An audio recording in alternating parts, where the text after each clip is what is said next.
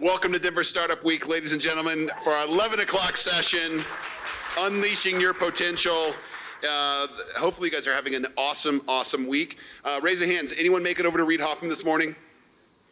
What do we think? Awesome, right? So super excited. Eric Schmidt's going to be on at 1 o'clock too, so hopefully you sign up for that as well. The speaker we have this morning is a World Series champion.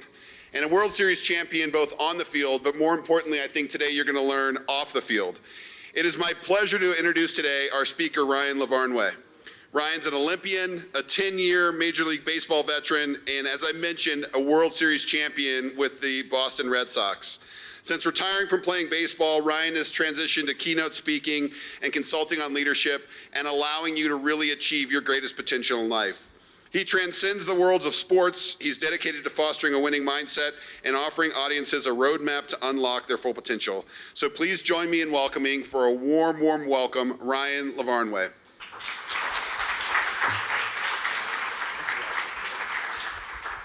Hello. Why the heck do they have a baseball player at Startup Week?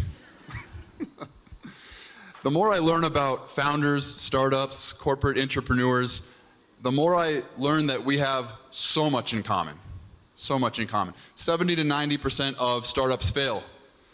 Well, that sounds like a pretty good batting average if you only fail 70%. Hall of Fame. You're fighting for funding, resources. Well, when Giancarlo Stanton signed for $325 million, I was making $1,200 a month in single A. And LeBron James talks about spending $1 million on his body every year. I was working out at 24-Hour Fitness for $19 a month. What I have for you guys today is 3 stories and 3 strategies that go with each story to set your mindset up for success. Because your mindset will multiply for your company, for yourself, and for your success. Anything that you do, mindset can help you along the way. Ultimately, what you want to do is hit more home runs and less strikeouts for your company. What's a home run in your world, right? Everybody knows baseball. That's why I love the metaphor. I'm not just going to sit up here and tell baseball stories the whole time. I'm here to serve you guys. What's a home run for you? Think about it, for your industry. If you were an insurance salesman, your home run would be getting that $1 million contract with a company with 500 employees. If you were a real estate agent, your home run would be getting that $1 million listing. What's your strikeout? Right? Your strikeout is failing as a startup, right? What would your failure, your strikeout be if you were a dog walker, for instance? Right? You lose somebody's dog. Can you imagine? Any pet lovers in here? Yeah, can you imagine somebody lost your dog? So, I want you to get in the mindset of what's a home run for you. What's a home run for your company? Because it means something to everybody different in here, right? Every startup is trying to solve a different problem. What's a home run for you? I had 155 home runs in my career, 965 strikeouts. It's actually a decent ratio, but I failed a lot more than I succeeded. And startups fail a lot more than they succeed. There's going to be road bumps along the way. Everything you do, you have to have the perseverance and the mindset to get through it. So let's get started. This is little Ryan. I decided when I was 5 years old that I wanted to play in the major leagues. So when I was about ready to go to high school, my family moved to a new school district so that I could have the chance to play for this man, Coach Matt LaCour. He was LA Times Coach of the Year 2 years in a row leading up to my high school career. And I really wanted to play in the big leagues. The problem is that when I went into high school, I was 5'4", 135 pounds. Actually, my sophomore year, that's the yearbook stats that list me, 5'4", 135. This doesn't look like the best athlete in the world right here if you chop off my legs, right? So I went into high school thinking to myself, how am I going to do this? As a freshman, I played on the freshman team. As a sophomore, mostly the sophomore team. I got up on the JV a little bit. Right, you hear about Michael Jordan didn't make his varsity team until his sophomore year. Well, guess what? Junior year, junior varsity. That's me. The problem was that I'm the slowest runner on any field. I am so slow. My arm has always been very painfully average. Like you go to throw and it's just not there. My defense, especially when I was growing up, my defense, I try to catch the ball. Oh boy. This is jumping around a little bit, but in the big leagues, I actually broke the record for most pass balls in one inning. Top 3 on the SportsCenter, not top 10. So that didn't necessarily change. I had to overcome my own limitations. For this man, the problem was I didn't recognize the growth that I did have. Because when I looked up at this man as a freshman, at 5'4", I looked up to him like he was a god. He held the key to my future. And as a sophomore and as a junior, as I started to grow and get a little bit better, I didn't recognize my own growth. And this man wasn't exactly a generous leader. One sec.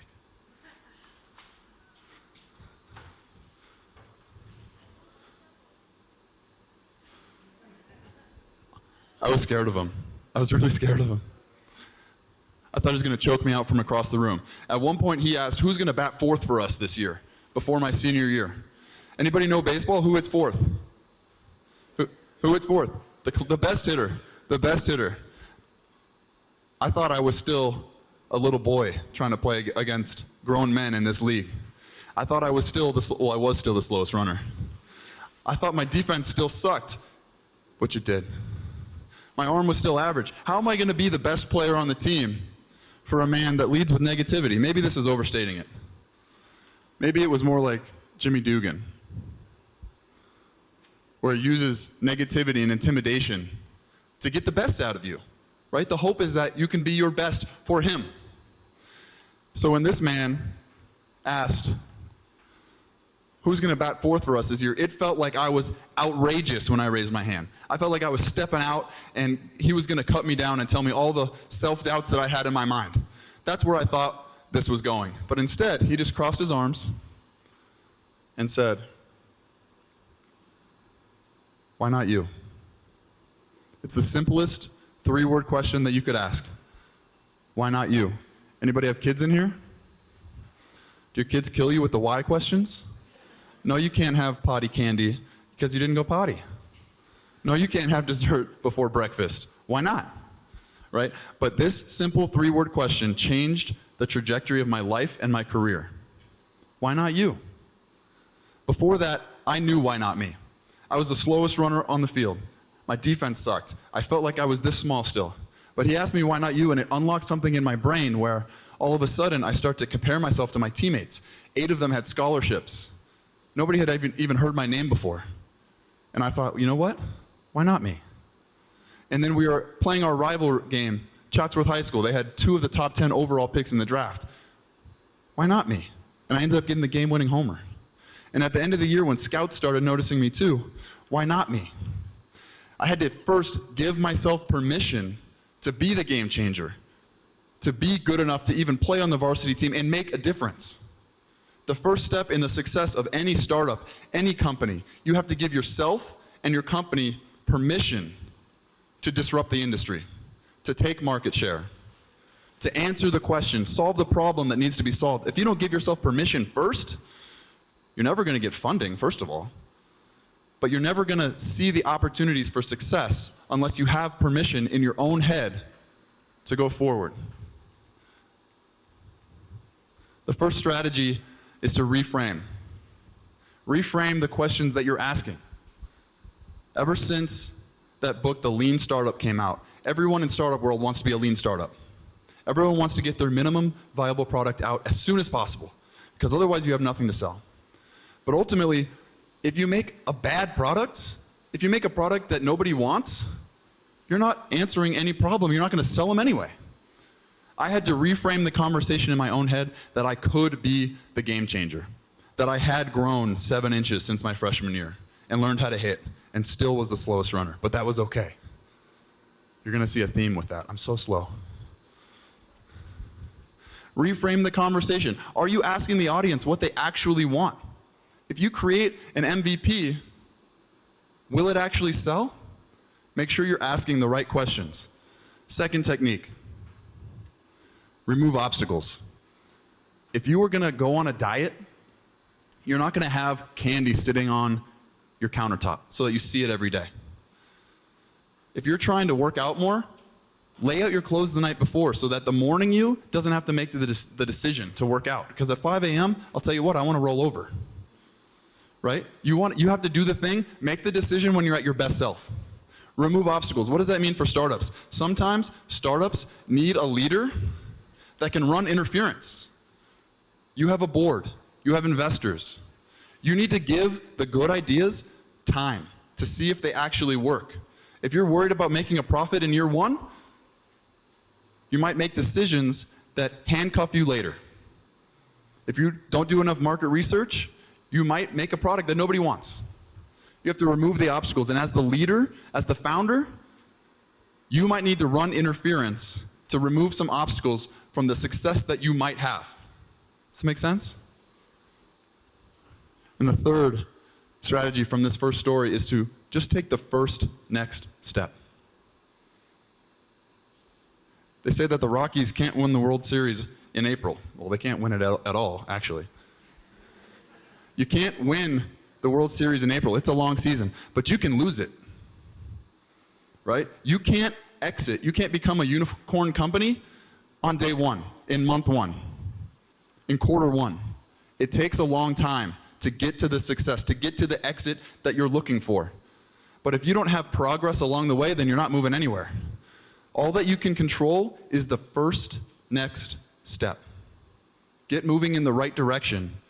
That means everything. So when you give yourself permission to be the game changer, when you give your company permission to start, to get funding, to get moving, to go towards your goals, reframe the conversation, remove obstacles, and first take that first next step. At the end of my senior year, after I finally gave myself permission to be the game changer, I started getting noticed. Only 7% of high school baseball players get to play in Division I. Why not me? Huh? It was up on the screen? Oh, that was blank so that you're looking at me. I got to play in Division I. I'm sure you guys have maybe heard of Yale University. I don't mean that in a braggy way. That's Harvard. I am positive that no one in this room has ever put 1 ounce of thought into the Yale baseball team. Any naysayers? You thought about Yale baseball before? No. That is because Yale baseball has produced more United States presidents than Major League Baseball players. When I was at Yale, there was 271 Division I teams, and we were ranked 270th. Not exactly the traditional route to get to the big leagues, but this was the only opportunity I had to play college baseball. So I took it. You might have an opportunity where you have to partner with someone you don't love, where you have to take a route you wouldn't otherwise choose. You take the route that is available to you to get towards the goal you want. Even if it's not the traditional route, even if you're not necessarily the lean startup that you set out to be, keep moving towards your goal. At the end of my freshman year, this was our volunteer assistant hitting coach, Glenn Lungarini. At the end of our freshman year, our first baseman, Mark Sawyer, got awarded All Ivy League. Anyone ever heard of All Ivy League? Me neither. I was like, that's cool. I want to win All Ivy League. Heck yeah. I had a very average freshman year. I got to play, thankfully. I now had my why not me mindset, so I was excited to be the game changer. But I didn't change the game as a freshman. I was very average. I go to Coach Glenn and I say, Coach, I want to win All Ivy League by the time I graduate. I thought that was a great goal. I thought I was reaching. I thought I was going towards this big thing. But Glenn was a little bit different than Coach LaCour in high school. I love that guy.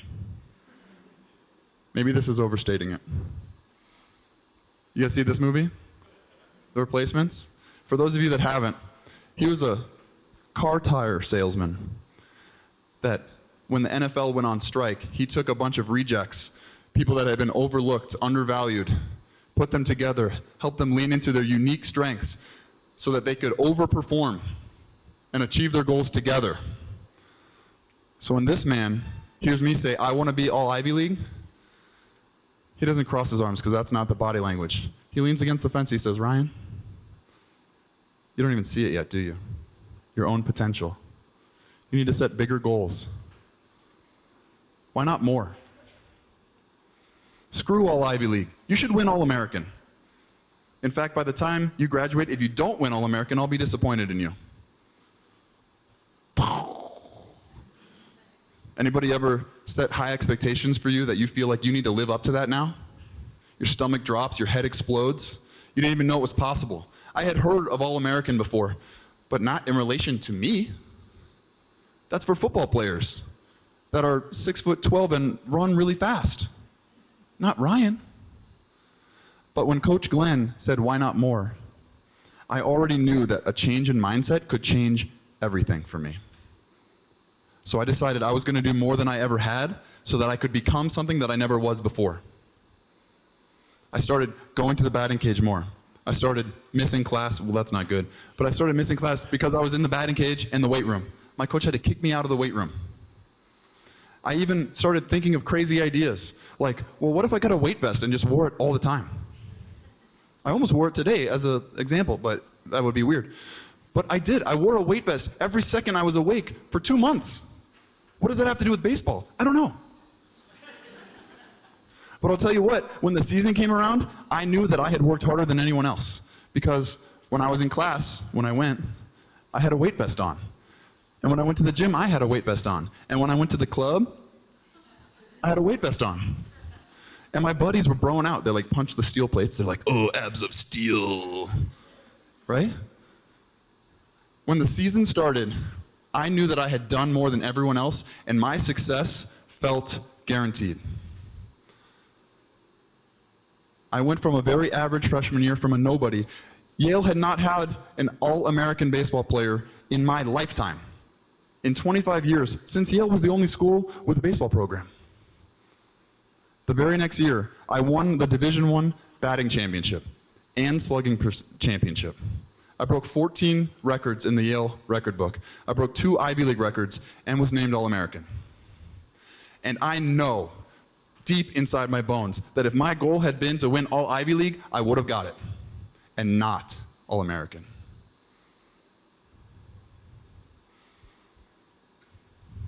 When you set your goals for your company, make sure they are big enough so that when you achieve them, you're not disappointed, so that you didn't leave more on the table. The first strategy that goes with why not more is embodying success. And don't just embody the end result either. It's easy to look at these unicorn companies, these startups that exit successfully and want to do that. But you don't know the work that got them there. What's the market research? What's the hiring process? What are the processes? What did they do? Emulate the process, not just the end result. Number 2, own your strengths. People buy stories, not just products. Own your strengths. Tell your story. Why did you start? Why did you decide to solve this problem? How do you do it better than everyone else? Where are you going? Sell your story. Own your strengths. 2/3 of people in the world don't have a meaningful understanding of their own strengths. That's because in Western society, we've decided that strengths have to feel hard.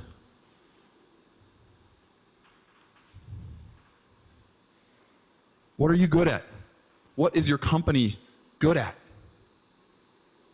If you do it easy, even better. Because when you lean into your strengths, profits go up, productivity goes up, sales go up. Own your strengths, tell your story. And this might be the most important one all day, right here. Value tag. Value tag the things that are important to you and your company. What do I mean by that? By value tag, I mean assign importance to the things that are going to move the needle for you and your audience. Assign importance to the things that are going to move the needle. I recently heard that toddlers get asked up to 35,000 questions a week. Can you imagine how exhausting that is? Do you have to go potty? That's my life right now. Do you have to go potty? Are you sure? Because you just went on my shoe. Our brains, our senses are sorting through up to 5 billion incoming inputs a day. Everything you see, smell, taste, hear, and feel. 5 billion. Your brain can't deal with that much data. You have to decide what's important. Before I mention this right now, you're not feeling the butt underneath you, the chair underneath your butt. Are you feeling it now? Because I assigned importance to it. When you were coming in today, there was coffee in the lobby. Did you smell it? Because it wasn't important. Only 5.9% of companies talk about their goals daily, but 97% of employees and executives think it affects the outcome of your daily activity. Where's the difference there? Why aren't we talking about the things that are going to move the needle for our company? Hello. Anybody remember this 80s song from Prince? Little red Corvette. Ooh, ooh, ooh, ooh. I've had a few audience that didn't know that song. Anyone not know that song? Yeah, okay, I'll get you. That's why I sang it. When you're looking to buy a new car, you see more of that car on the road. Expectant mothers or people that are trying to conceive see more pregnant women and babies on the street than anyone else. It's been proven. Let's try it in the room right now. Please indulge me. Look around the room. Look to your left, look to your right, in front of you, behind you. See how many things you can see that are brown. Indulge me for a second. How many things do you see that are brown? You got it? Nobody's going to do anything to you. Close your eyes for a second. Close your eyes. How many things did you see that are blue? You can open your eyes. I see some smiles. I see some heads nodding. I'm willing to bet you saw more things that are brown than blue. Yes? I'm willing to bet that you saw something that was red and said, that's maybe brown. Yes? Maybe orange. That's brown. That's a shade of brown. It's maybe, what is taupe? Is taupe a brown? Mauve? Right? I assigned brown as the win for you right now. And you found things that weren't even brown. If you're looking for reasons you will succeed, if you're looking for opportunities to try something new, you will find them. They might be right in front of you. It might have been right in front of your face the whole time. What will you value tag? What will you assign importance to? That will get you that breakthrough opportunity, that will change the story for you. What do you need to value tag? I'm guessing you already know what it is. How often are you talking about it? How often are you thinking about it? This is for those of you that don't know the song.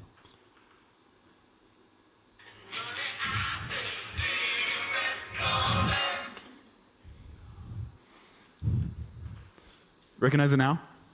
No? Still no? Okay.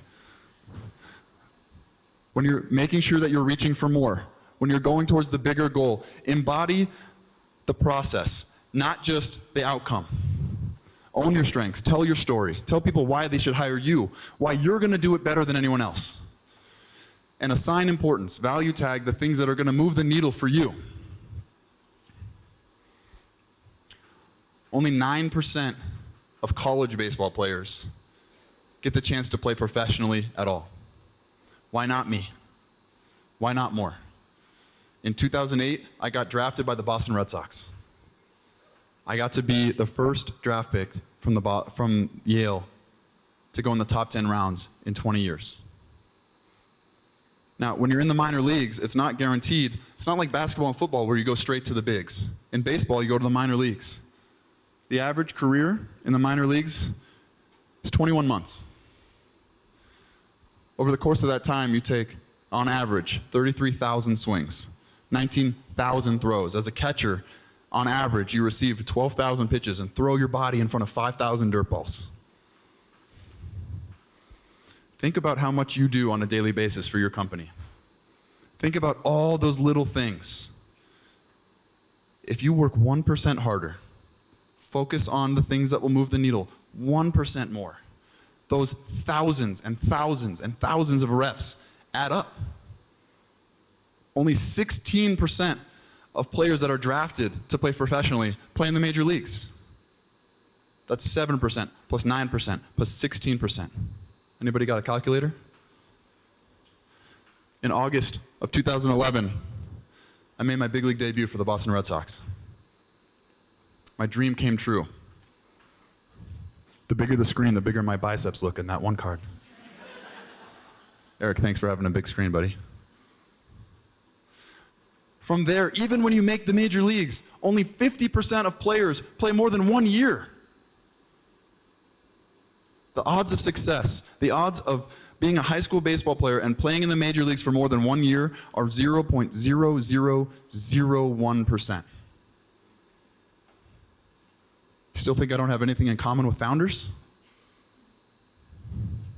8 days after I made my major league debut, I learned how important mindset could be because David Ortiz was healthy again.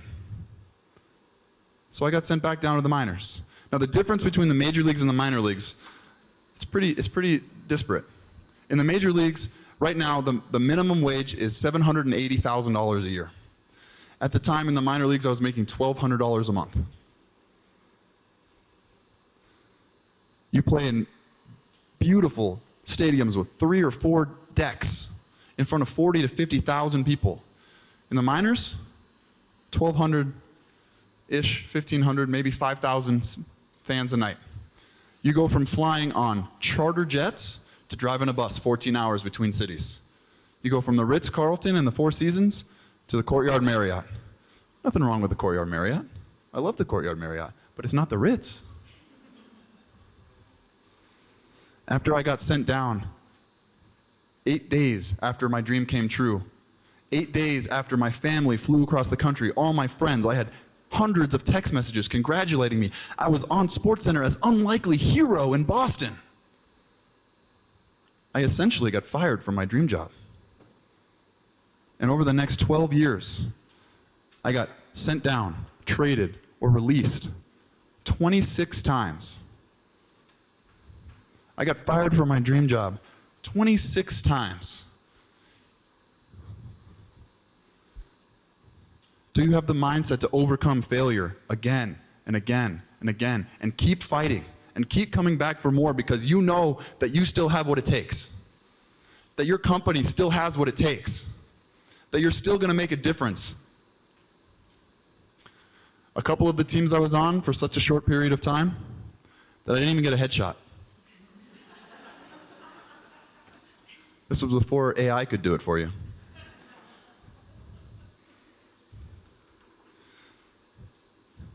Now, we've talked a lot about my own journey and my own career, but ultimately, you can go farther with a team than you can by yourself. And once I had accomplished my dreams a couple times, now I wanted to win. Maybe you wanted to win the whole time. Maybe I was selfish, but I wanted to win. I had to learn that you can go farther with a team than you can ever go alone. And the 3 teams that I was on that went the farthest, that had the greatest success, also happened to be the 3 teams that had the lowest expectations. The people that counted us out. You heard Eric in the introduction say that I got to play in the Olympics. I played for Team Israel. I'm actually the captain of the Israeli national baseball team. When I started playing for Israel in 2016, they were ranked 42nd in the world. They only had 1 baseball field in the whole country. These are the world rankings the year of the Olympics. And the Olympic tournament only had 6 teams in it. I don't see Israel on there. We somehow qualified. These are our odds. I've never been able to gamble on baseball, but that doesn't look good to me. And this is the team after we eliminated Mexico. The first win by any team sport in any sport in Israel's history. They called us the Jamaican bobsled team of baseball. They called us the Bad News Bears. They called us has-beens, wannabes, and never worse. and I had to decide which one of those three I was. And we got to 5th place in the Olympics. 5th place doesn't sound so good after I told you there's only 6, but it's pretty good. The Miami Marlins, 2020.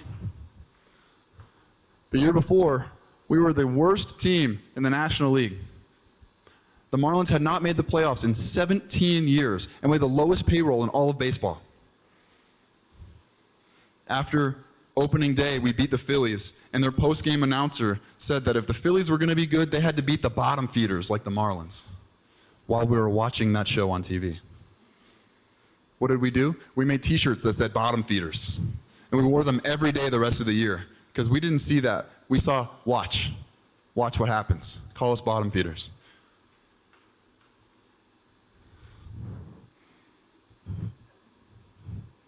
And this is when we beat the Yankees to clinch the playoffs. Sanitary masks and champagne bottles at Yankee Stadium. The 2013 Boston Red Sox were coming off 2 losing seasons where we were called an unmitigated disaster.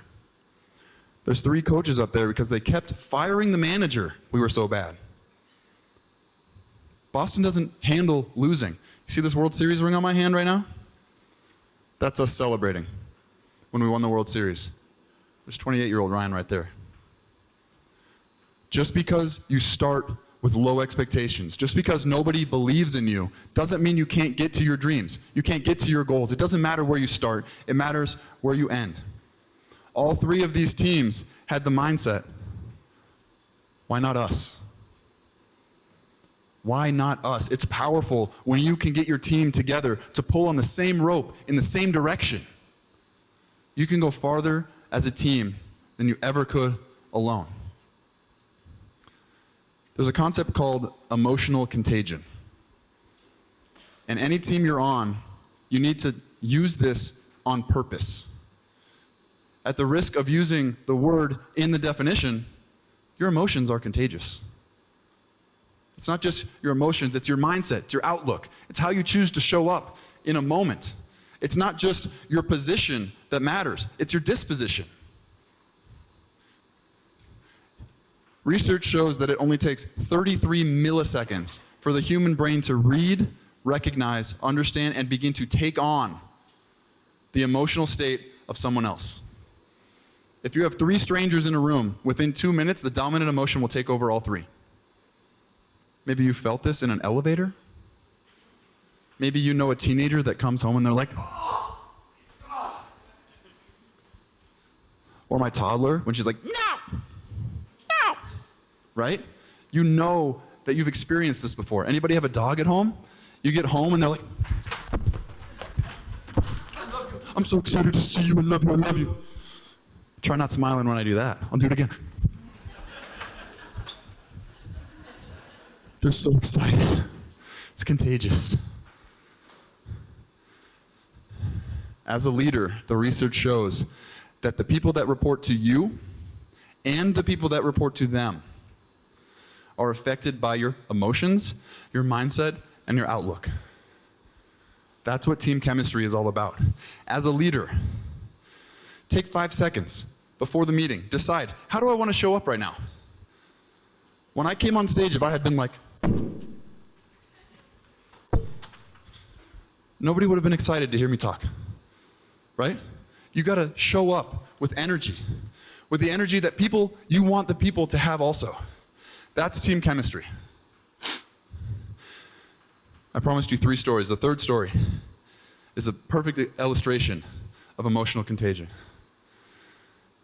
In 2013, after the regular season ended, spoiler alert, you already know we won the World Series, right? It's in your face. Can't miss it. The ring. After the regular season ended, before the playoffs started, Ryan Dempster, our 5th starting pitcher, anyone knows baseball? He was our worst starting pitcher, but he was our biggest leader on the team. He's our best leader on the team. There was a team meeting called at Fenway Park. Imagine the first 4 rows here is the weight room at Fenway Park. It's a very old building. I go in the weight room, and I sit on the leg press. I'm sitting here like this, And I see all the players file in. I see the coaches file in, and the coaches go to the back. And everybody's like, who called this meeting? What are we doing here? It turned out it was Ryan Dempster. And I've compared everyone else to movie characters. Yep. Ryan Dempster was like Bugs. He wants to think that he was Michael, but he was Bugs.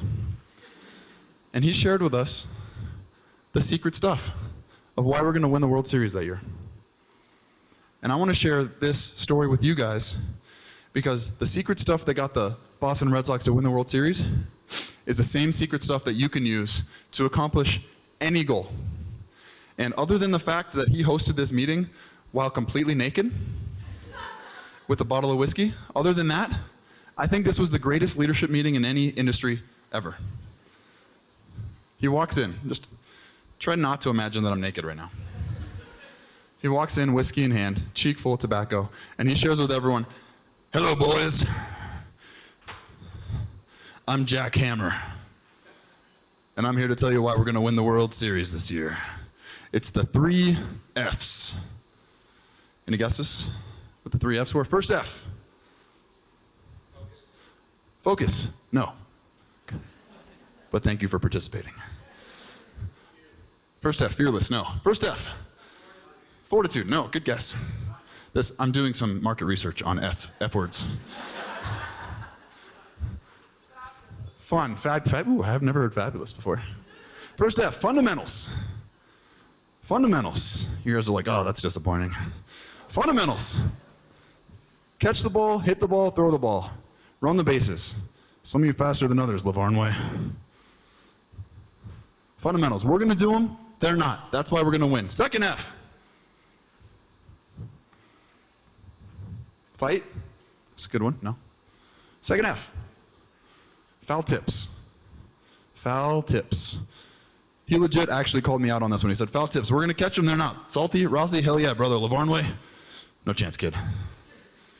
I was on the leg press, so I was like eye level with the wrong part.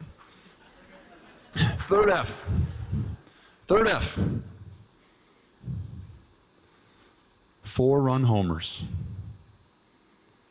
Yeah, 4-run homers. Anybody know baseball?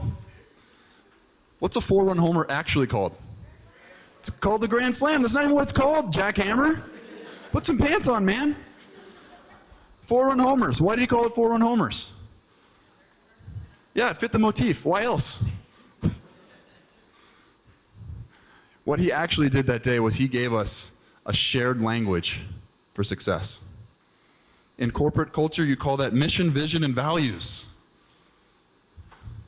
On a baseball team, our mission, vision, and values were fundamentals, catch foul tips, and hit 4-run homers. You might be thinking, well, if you hit a 4-run homer, you're definitely going to win, right? I did the research. No. 78% of World Series, nobody hit a 4-run homer.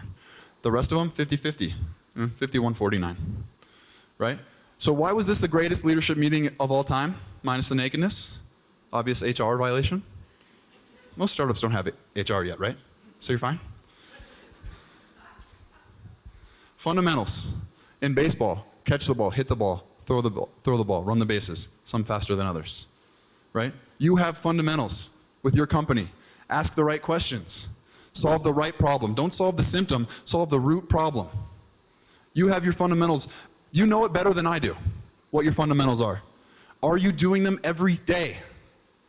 Remember, you might only move an inch today. Some days, you're going to move a mile. Growth is not linear.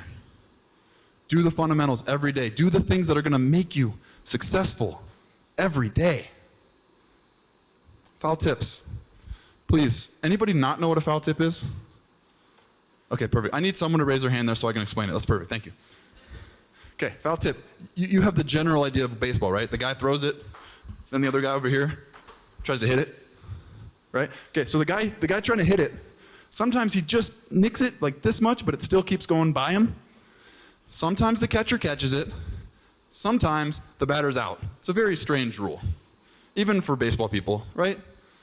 Okay. What I'm talking about here in the startup world, in any business atmosphere, catching foul tips just means take advantage of your opposition's near miss. They almost got it right. They almost hit the ball. But they didn't quite do it right. How are you going to do it better? How are you ready to pounce on that opportunity?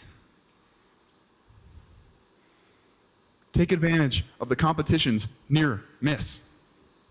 Now, 4-run homers. 4-run homers is a grand slam. It's a home run. There's people on base. You score 4 runs. The best team in baseball that year was the Detroit Tigers. We played them in the American League Championship Series to get to the World Series. We were not supposed to win. They had the best team in baseball by far. They won the first game. It's a best-of-7 series.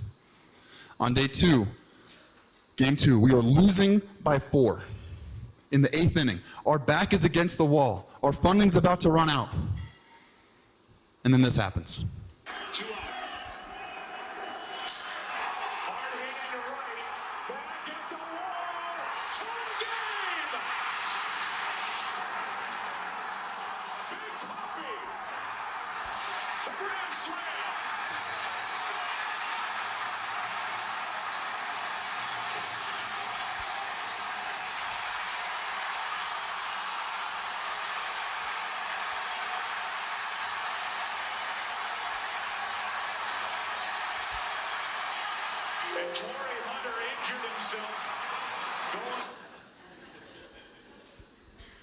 That's okay. Did you see his fingers when he crossed home plate? He's not pointing to God there. He's saying 4-run homers. We're in the dugout. I had a rally dip in, and I'm not a dipper. I had a rally dip in. I'm ready to puke. We're running around with like chickens with our head cut off. 4-run homer. 4-run homer. We're not yelling grand slam. We're saying 4-run homer because Jack Hammer told us we were going to win. What is your 4-run homer? What's the language or what's the action item that will happen that you know you're going to win? That you know you've qualified for an exit? Do you know your mission, vision, and values as a company, as a leader, a founder? We're going to go without the tech. That's fine.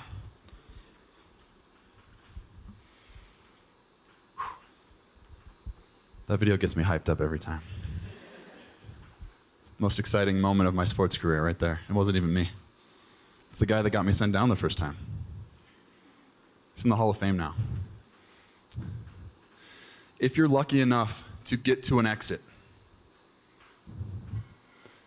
if you're lucky enough to sell your company, to move on, to go to the next thing, then you and I will have even more in common. Because as baseball players, as all professional athletes, we go through a lot really early in life. And then we start all over again in our mid-30s. I was one of the few that got to retire of my own volition. I got to choose to walk away. I had a little girl. I wanted to be home. I wanted to be with you guys here today. And I had to start over. If you exit,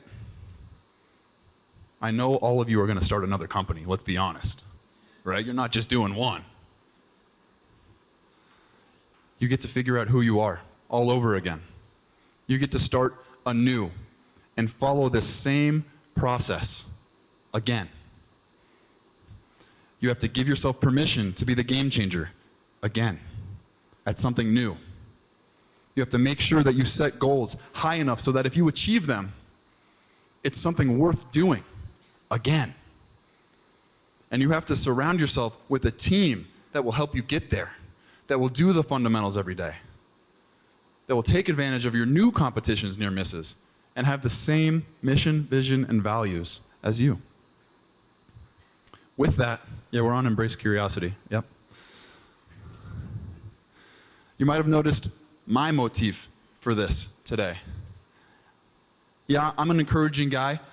I love Tony Robbins just as much as the next guy, but I'm not telling you you can do it, that every startup in here can be successful, because that's not real. The fact is that 70 to 90% of startups are going to fail. Just like I struck out 965 times. You can't deny reality, but you can embrace curiosity. Let curiosity be your superpower. Let that take you to the next level. Why not you or your company? Why not more than you thought was possible? Why not us? Why not your team? Decide, what kind of energy you want to bring every day that you show up. Do you want to be Darth Vader? Or do you want to be Ted Lasso? I need to change that to Bugs Bunny. Although Ryan wants to be Michael still. This is your framework for success.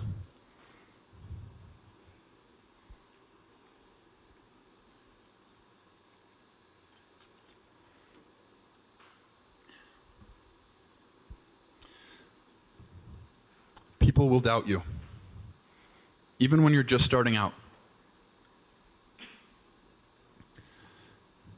I led the country in batting average and slugging percentage. I broke every record in the Yale record book that didn't have to do with foot speed.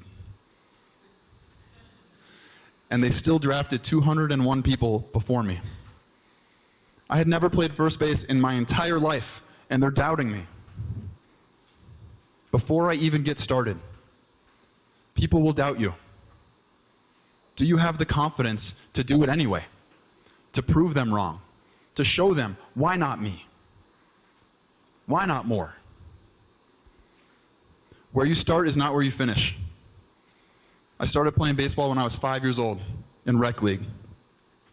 And I had to climb every ladder, every step along the way. If you're a startup, you're a founder, you're starting at the bottom.